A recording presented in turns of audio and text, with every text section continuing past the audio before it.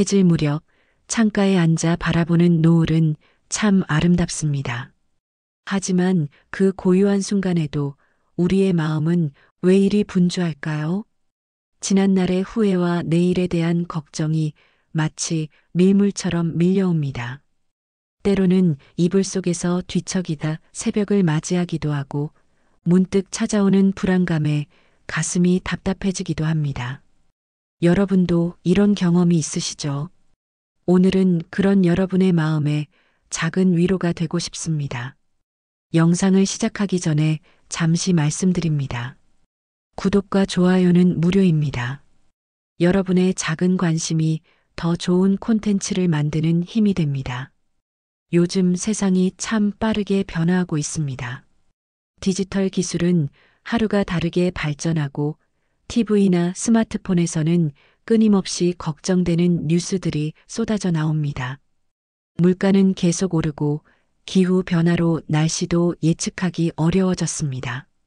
우리 자녀들은 치열한 경쟁 속에서 살아가고 있고 손주들 교육비도 천정부지로 치솟았습니다. 은행 금리는 오르고 연금은 부족할까 걱정되고 밤마다 이런 생각들이 마음 한켠을 무겁게 짓누릅니다. 이런 생각들이 마치 실타래처럼 얽혀 우리의 마음을 더욱 예민하게 만듭니다.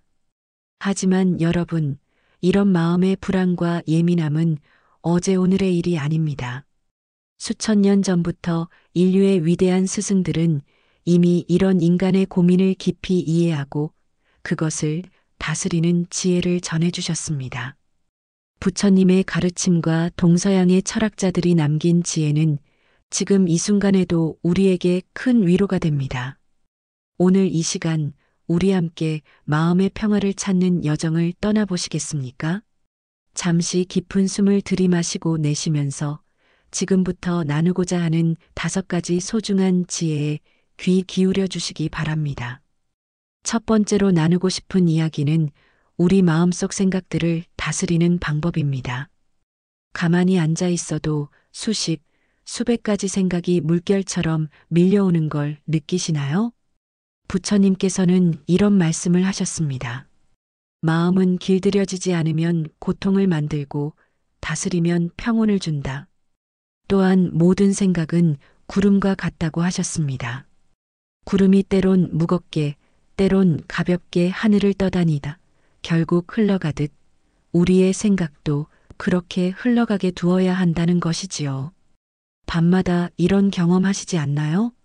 아들이 요즘 전화도 안 하는데 무슨 일 있는 걸까? 며느리가 어제 한 말이 계속 마음에 걸리네. 통장 잔고가 자꾸 줄어드는데 앞으로 어떡하지? 병원에서 검사받은 결과가 걱정되는데 그때 내가 좀 더 잘해줬더라면. 이런 생각들이 마치 끊어지지 않는 실타래처럼 이어지면서 잠도 오지 않고 가슴이 답답해집니다. 한숨도 절로 나오고 밤새 뒤척이다 결국 새벽을 맞이하게 되죠. 그러다 보면 다음 날은 더 피곤하고 작은 일에도 예민해지고 그러다 보니 또 걱정거리가 늘어나고 이런 악순환이 계속됩니다. 잠시 고요한 연못을 생각해 보세요. 맑은 연못에 돌을 던지면 잔잔한 물결이 일어났다가 이내 사라집니다. 아무리 큰 돌을 던져도 시간이 지나면 다시 고요해지지요. 우리의 생각도 그렇게 바라보는 연습을 해보시면 어떨까요? 중국의 선사께서는 이런 말씀을 하셨습니다. 마음이 흔들릴 때는 그저 바라보기만 하라. 마치 어머니가 울고 있는 아이를 지그시 바라보듯이. 이제 제가 알려드리는 방법을 함께 해보시겠습니까? 편안한 자세로 앉으세요. 꼭 가부좌를 하실 필요 없습니다. 그저 편안한 의자에 등을 기대고 앉으시면 됩니다. 깊은 숨을 3번 천천히 들이마시고 내쉬어 보세요. 들이마실 때는 배가 불룩해지도록, 내쉴 때는 천천히 끝까지 내보내세요. 떠오르는 생각을 그저 바라보기만 하세요. 마치 TV를 보듯이 또는 창밖의 구름을 보듯이요. 스토아 철학자 에피테토스는 이렇게 말했습니다. 우리를 괴롭히는 것은 사건 자체가 아니라 그 사건에 대한 우리의 해석이다. 생각은 막을 수 없지만 그 생각에 휘둘리지 않을 수는 있습니다. 마치 구름이 떠가는 하늘처럼 우리의 마음도 그저 넓게 펼쳐두는 것입니다.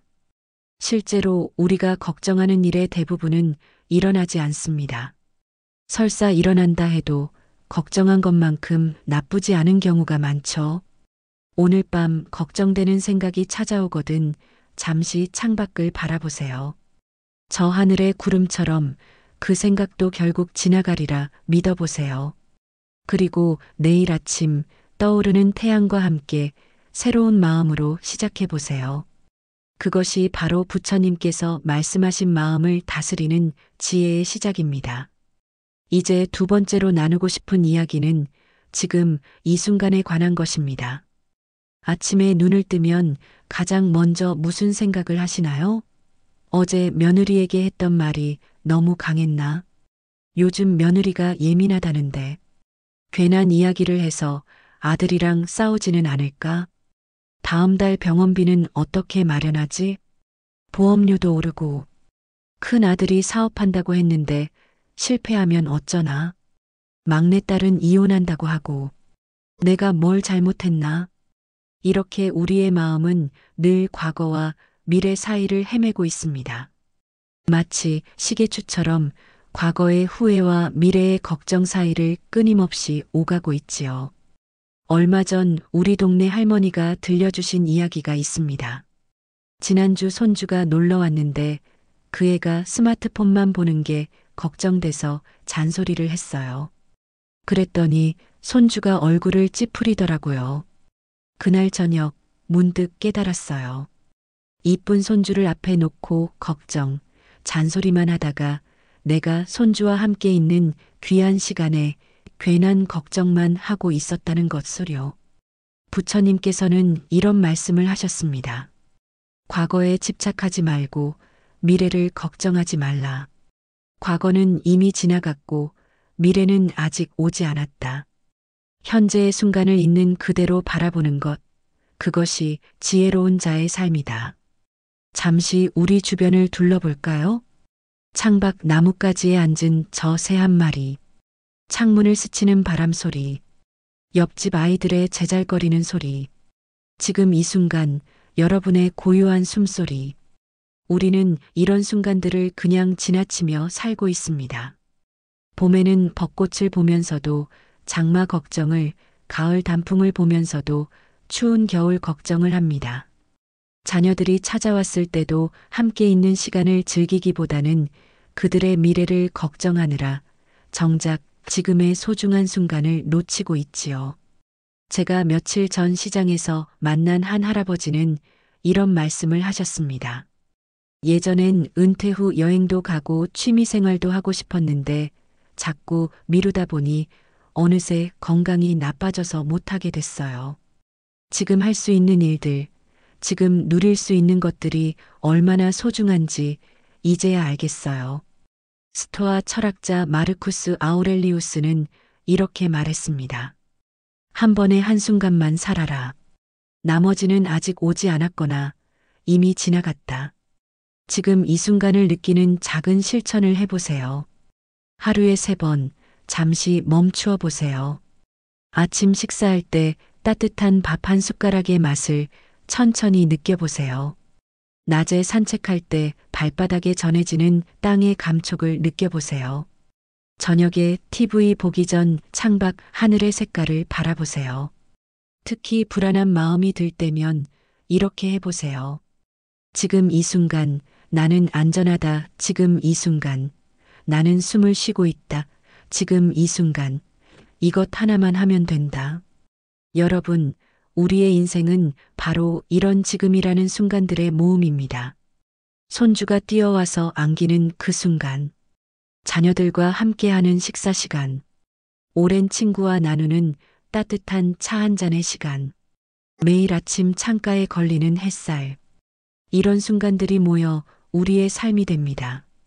옛 선사께서는 말씀하셨습니다. 과거는 이미 가고 없고 미래는 아직 오지 않았다. 오직 현재만이 우리의 것이니 이것이 바로 선물인 것이다. 오늘부터는 지금 이 순간을 선물처럼 소중히 여겨보시기 바랍니다. 걱정은 잠시 내려놓고 지금 이 순간의 작은 행복을 느껴보세요. 그것이 바로 평온한 마음의 시작입니다. 이제 세 번째로 우리 자신을 돌보는 이야기를 나누고 싶습니다. 단순히 몸을 돌보는 것이 아닌 마음까지 돌보는 방법에 대해서요. 지난주 수요일 경로당에서 만난 김순옥 할머니의 이야기로 시작해 볼까 합니다. 평생 남편 뒷바라지, 자식 뒷바라지 하며 살았어요. 새벽부터 일어나 도시락 싸고 밤늦게까지 가게 보고 그러다 작년에 쓰러졌죠. 의사 선생님이 그러시더라고요. 평생 남 챙기느라 본인은 언제 챙기실 건가요? 그 말에 왜 이렇게 가슴이 먹먹하던지 부처님께서는 이런 말씀을 하셨습니다.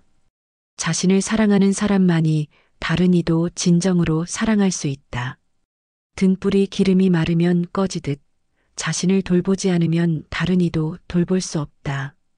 요즘 우리의 마음을 힘들게 하는 것들이 참 많습니다. 스마트폰으로 끊임없이 들어오는 뉴스, 자녀들의 카톡 소식, 이웃들과의 비교, 마음이 쉴 틈이 없지요. 얼마 전 제가 알고 있는 한 할아버지는 이렇게 말씀하셨어요. 아침에 눈 뜨자마자 뉴스부터 보는데 물가는 자꾸 오르고 세상은 점점 더 살기 힘들어진다고 하고 그러다 자식들 얘기만 나오면 앞날이 걱정되고 그런 뉴스를 보면 마음만 불안해지고 해서 아침에는 되도록이면 뉴스를 안 보려고 해요. 그리고 나만의 마음을 다스리는 방법을 찾았어요. 저는 요즘 아침마다 이렇게 해요. 눈 뜨면 제일 먼저 창밖을 봅니다. 새소리도 들리고 햇살도 비치고 그리고 나서 따뜻한 물 한 잔 마시고 깊은 심호흡을 몇 분 정도 하고 앉아서 멍하니 생각 없이 앉아 있습니다. 그러고 나면 마음이 한결 가벼워져요. 뉴스는 저녁에 딱 한 번만 보기로 했어요. 대신 그 시간에 베란다 화초들한테 물도 주고 고양이랑 이야기도 해요. 동물들이랑 식물들은 참 좋은 친구예요. 내 말을 다 들어주거든요. 이렇게 우리 마음을 지키는 방법은 의외로 가까운 곳에 있습니다. 매일 아침 창밖 풍경을 감상하는 10분, 좋아하는 음악을 들으며 보내는 잠깐의 시간, 화초와 고양이랑 나누는 조용한 대화. 이런 작은 실천들이 우리의 마음을 지켜줍니다. 네 번째는 오랜 세월 동안 인류에게 큰 위로가 되어온 지혜의 교훈들을 현대의 우리 삶에 어떻게 적용할 수 있는지 이야기 나누어 보려 합니다. 모임에서 만난 박영수 할아버지는 이렇게 말씀하십니다. 은퇴하고 나서 제일 힘들었던 건 하루하루가 무의미하게 느껴지는 거였어요. 40년 넘게 다니던 회사를 그만두고 나니 마치 쓸모없는 사람이 된 것 같았죠. 그러다 우연히 도서관에서 스토아 철학 책을 읽게 됐는데 거기서 이런 구절을 발견했습니다. 인생에서 통제할 수 있는 것과 없는 것을 구분하라. 그리고 통제할 수 없는 것에 대해서는 마음을 비우라. 그 말이 제 인생을 바꾸었어요. 나이 들어 직장을 잃은 것은 통제할 수 없는 일이지만 지금 이 순간을 어떻게 보낼지는 내가 선택할 수 있다는 걸 깨달았거든요. 스토아 철학자 에픽테토스는 노예 출신이었습니다. 그는 평생 절름발이었고 가난했지만 가장 지혜로운 철학자 중 한 명으로 존경받았어요. 그가 남긴 말씀 중에 이런 구절이 있습니다. 당신을 불행하게 만드는 것은 상황이 아니라 그 상황을 바라보는 당신의 생각이다.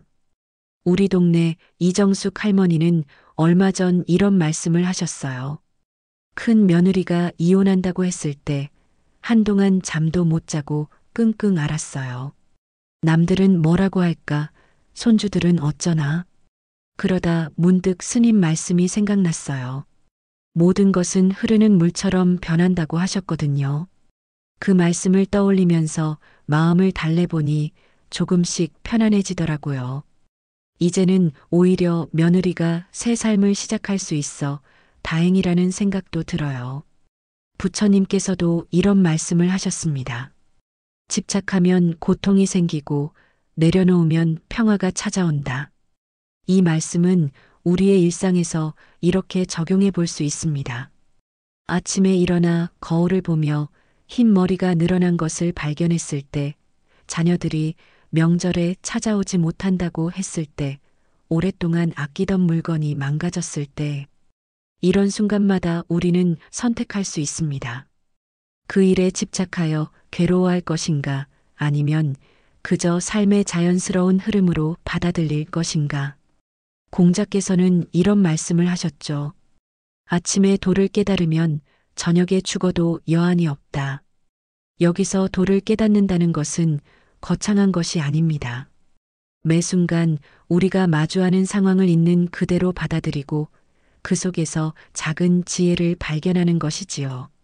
김말순 할머니는 매일 아침 이렇게 시작하신다고 합니다. 창문을 열고 들어오는 햇살을 보면서 말해요. 오늘 하루도 감사합니다. 내가 숨 쉴 수 있음에 감사합니다. 아직도 걸을 수 있음에 감사합니다. 이렇게 시작하면 하루가 달라져요.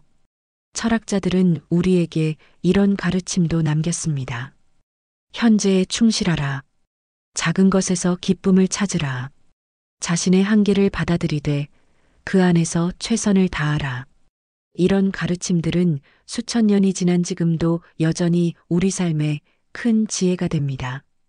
오늘 마지막으로 나누고 싶은 이야기는 우리의 삶을 바라보는 태도와 감사하는 마음에 관한 것입니다.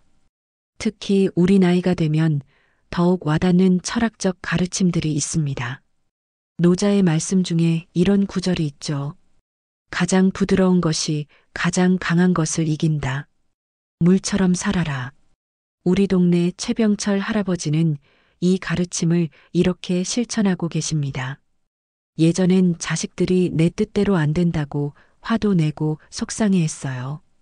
그러다 문득 깨달았죠.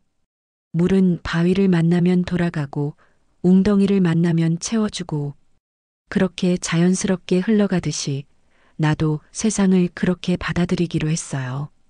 그랬더니 마음이 한결 편해졌어요. 또한 부처님께서는 이런 말씀을 하셨습니다. 마음이 맑으면 모든 것이 맑아진다. 실제로 우리 주변에서 이런 분들을 종종 만나게 됩니다. 얼마 전 만난 이순자 할머니는 암 투병 중에도 이런 말씀을 하셨어요. 병원에 누워 있다 보면 창밖의 하늘이 참 맑아 보여요. 예전엔 그냥 지나쳤던 것들이 이제는 다 소중하게 느껴져요. 아침에 들리는 새소리, 창가에 비치는 햇살, 간호사 선생님의 따뜻한 미소까지 이런 게 다 선물 같아요. 철학자들은 우리에게 이렇게 가르칩니다. 삶의 진정한 행복은 거창한 것에 있지 않다고. 매일매일의 작은 순간들을 소중히 여기는 것, 그것이 바로 지혜로운 삶의 비결이라고 우리도 삶에서 찾아보는 것입니다. 아침에 일어나서 무심코 마시는 차 한 잔에도 의미를 더 보는 것. 매일 보는 이웃의 얼굴에서 새로운 친절을 발견하는 것. 저녁 노을을 바라보며 하루의 감사함을 되새기는 것. 이런 작은 실천들이 모여 우리의 삶을 더욱 풍요롭게 만들어줍니다. 옛 철학자들의 가르침은 결코 멀리 있지 않습니다. 바로 우리의 일상 속에 우리의 마음 안에 있습니다. 그것을 발견하고 실천하는 것이 바로 우리 나이에 배우는 진정한 지혜가 아닐까요? 얼마 전 83세의 김순자 할머니를 만났습니다. 평생을 시장에서 채소를 파시던 분이신데 지금도 매일 아침 일찍 일어나 작은 텃밭을 가꾸신다고 해요. 사람들이 그래요. 그 나이에 왜 그리 고생하시냐고. 하지만 전 이게 고생이 아니에요. 내가 심은 상추가 쑥쑥 자라는 걸 보면 그저 행복해요. 아침에 이슬 맺힌 상추잎을 따면서 어유, 이 맛있는 걸 누가 먹게 될까? 하고 생각하면 절로 미소가 나와요. 내가 아직도 누군가에게 도움이 될 수 있다는 게 얼마나 감사한지 몰라요. 부처님께서는 이런 말씀을 하셨습니다. 매 순간이 스승이며 모든 만남이 은혜다. 우리 주변에는 이렇게 삶의 작은 순간에서 기쁨을 발견하는 분들이 계십니다. 경로당에서 만난 박영순 할머니는 이런 말씀을 하셨어요. 젊었을 땐 늘 조급했어요. 더 가져야 하고, 더 잃어야 하고. 그런데 이제 보니 그게 다 부질없었더라고요. 요즘은 아침에 일어나면 제일 먼저 오늘도 눈을 떴구나 하며 감사 기도를 해요. 그러고 나면 하루가 달라져요. 길에서 마주치는 이웃의 인사가 더 반갑고 매일 보는 길가의 꽃들도 더 예뻐 보이고 스님께서는 이런 말씀을 하셨지요. 행복은 멀리 있지 않다. 바로 지금 이 순간에 있다. 우리는 종종 이런 생각에 빠지곤 합니다. 자녀들이 더 잘 됐으면, 돈이 더 많았으면, 건강이 예전 같았으면. 하지만 생각해보면 지금 우리에겐 얼마나 많은 것들이 있나요? 아침에 눈을 뜰 수 있는 것도, 따뜻한 밥 한 끼를 먹을 수 있는 것도, 좋은 사람들과 이야기 나눌 수 있는 것도, 이 모든 것이 얼마나 큰 축복인지요. 우리 동네 이명숙 할머니는 매일 저녁 이런 습관이 있다고 합니다. 잠들기 전에 꼭 오늘 하루 있었던 좋은 일 3가지를 떠올려요. 아침에 먹은 달걀 프라이가 맛있었던 것, 시장에서 우연히 만난 옛 이웃과 반갑게 인사 나눈 것, 저녁 노을이 유난히 예뻤던 것. 그러다 보면 하루하루가 얼마나 소중한지 새삼 깨닫게 돼요. 나이가 들수록 더욱 분명해지는 것이 있습니다. 행복은 거창한 것이 아니라는 것, 지금 이 순간 우리가 누리고 있는 작은 것들 속에 있다는 것. 그래서 저는 감히 제안드립니다. 오늘부터 시작해 보시는 건 어떨까요? 아침에 눈을 뜨면 감사합니다. 한마디를, 하루 중 마주치는 사람들에게 따뜻한 미소 한 번을, 저녁에는 오늘 하루 있었던 작은 기쁨들을 떠올려 보는 시간. 이런 작은 실천들이 모여 우리의 마지막 순간까지 더욱 아름답고 의미 있는 삶으로 만들어줄 것입니다.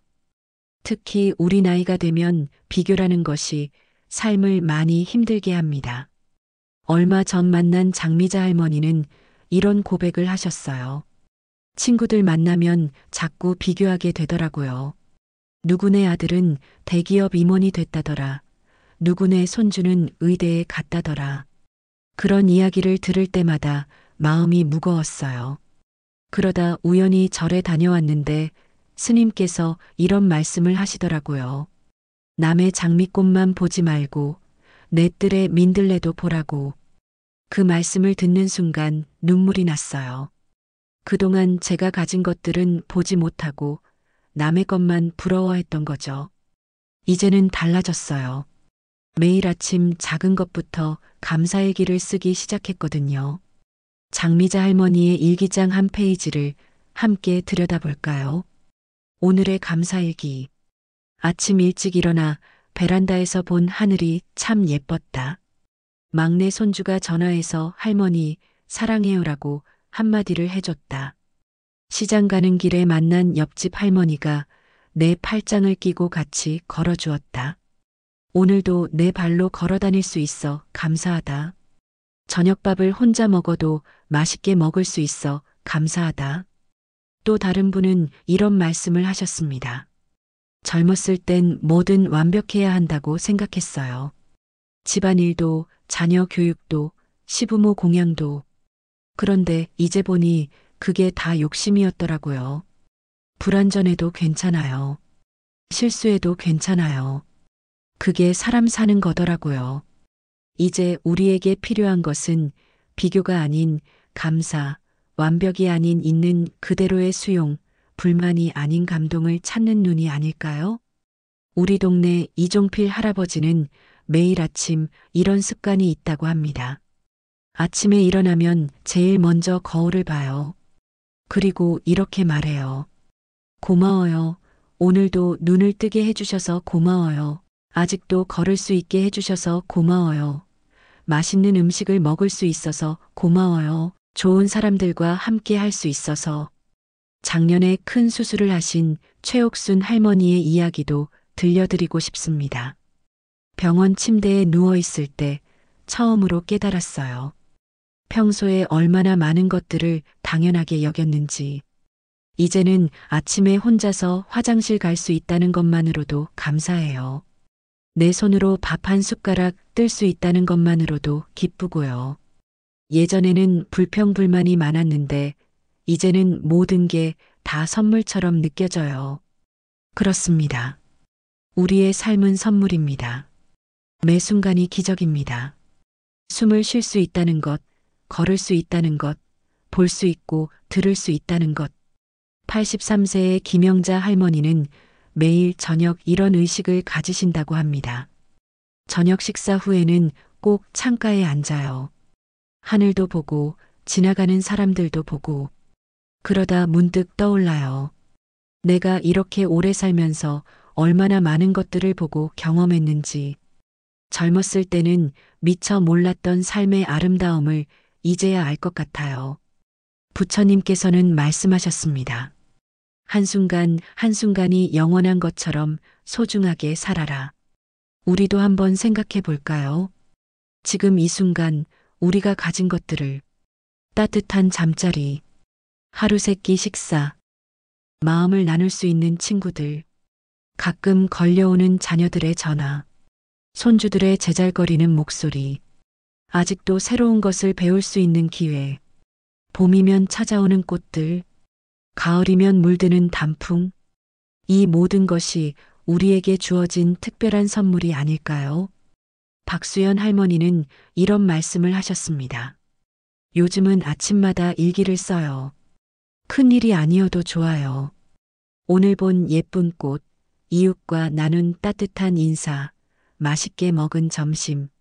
그렇게 쓰다 보면 하루하루가 얼마나 소중한지 깨닫게 돼요.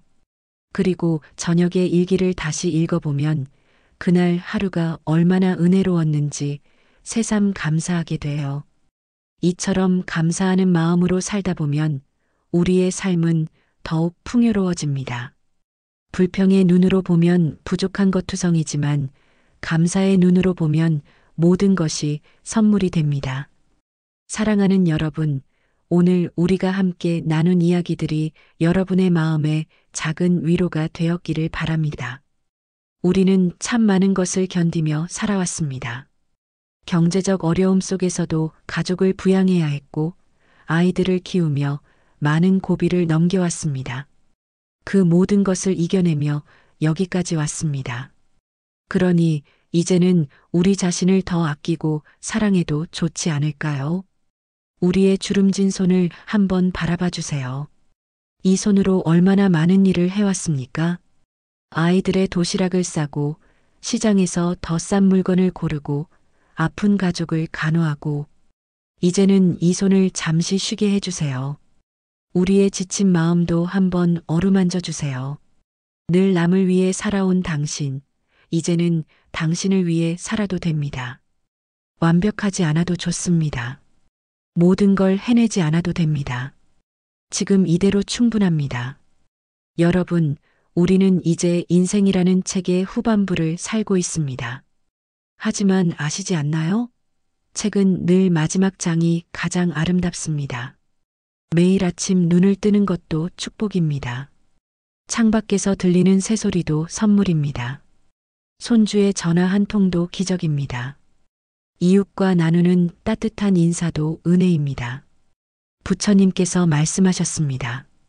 지나간 것은 놓아주고 오지 않은 것은 걱정하지 말고 지금 이 순간을 살아라.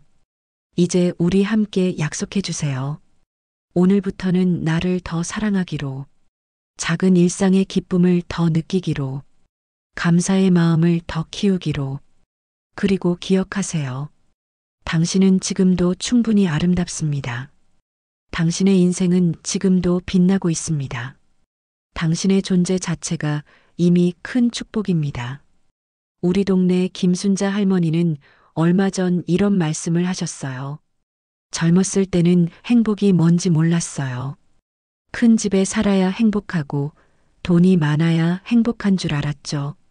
그런데 80이 넘어보니 행복은 바로 옆에 있더라고요. 아침에 일어나 따뜻한 햇살을 보는 것, 마당에 핀 제비꽃 한 송이, 아픈 무릎으로도 걸을 수 있는 것. 이런 게 다 행복이었네요. 여러분, 우리는 지금 인생이라는 산을 오르고 있습니다. 정상에 가까워질수록 숨은 더 차지만 그만큼 더 멀리 볼 수 있지 않나요? 젊었을 때는 보지 못했던 삶의 진정한 의미를 이제야 더 깊이 이해하게 되었습니다. 오늘 이 영상을 보시는 분들께 부탁드립니다.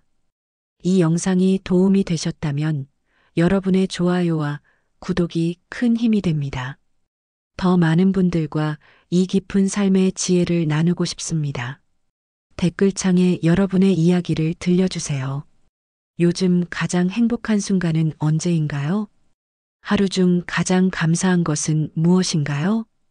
여러분만의 마음 다스리는 방법이 있다면 나눠주세요. 여러분의 이야기가 누군가에게 큰 위로가 될 수 있습니다. 함께 나누는 지혜야말로 가장 큰 선물이니까요. 이 영상이 도움이 되셨다면 주변의 친구나 이웃들과도 함께 나눠주세요. 작은 관심과 공유가 누군가의 마음을 따뜻하게 할 수 있습니다. 다음 시간에도 여러분과 함께 삶의 지혜를 나눌 수 있기를 기대하며 오늘 이야기는 여기서 마무리하겠습니다. 여러분의 하루하루가 감사와 기쁨으로 가득하시고 여러분 모두의 오늘 하루가 평안하시기를 기도합니다. 감사합니다.